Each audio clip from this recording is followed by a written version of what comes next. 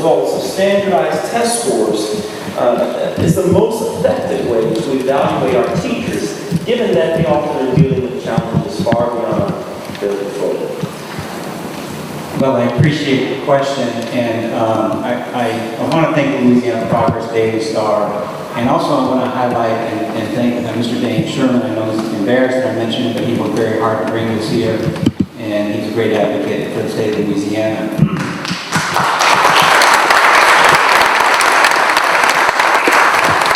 Before I respond real quickly, I just want to say my son he's in preschool. He learned who the new president of the United States is. You know who he is? Barack Obama. But anyway, I thought that was pretty funny when you told me that.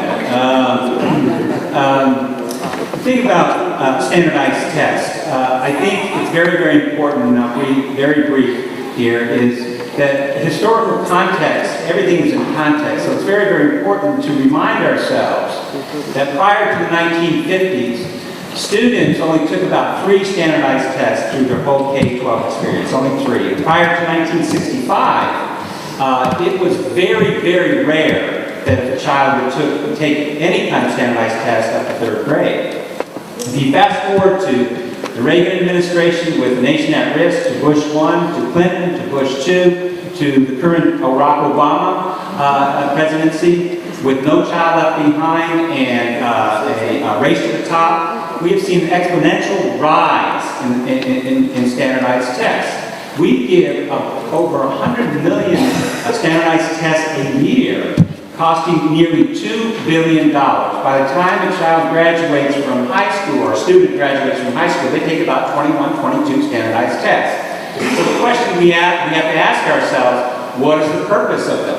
Why do we take them? To assess.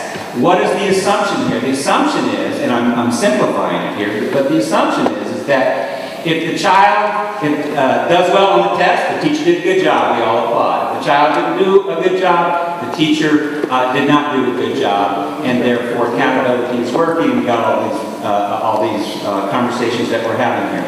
Well, good teachers don't accept that assumption at all. As a matter of fact, we have to ask ourselves, what is the goal? What is the purpose of assessment?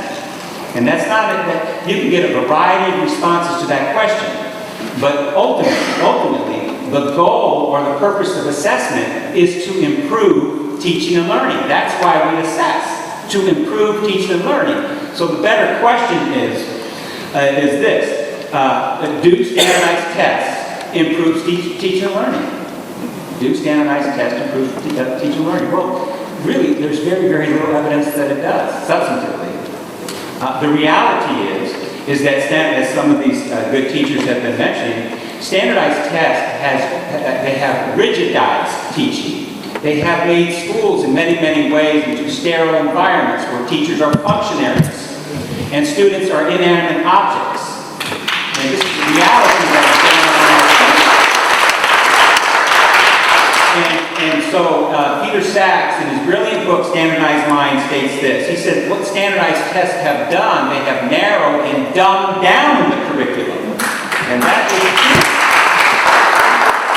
And so what do students learn about the testing factories that we call schools? What do they learn? They learn that schooling is about passing a test. They don't learn to fall in love with learning. And there's a great distinction there.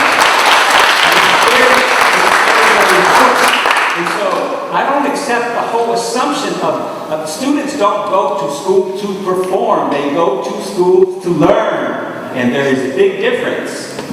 And so ultimately, of course, I don't think that we should use standardized tests to the degree that we are using to evaluate teachers.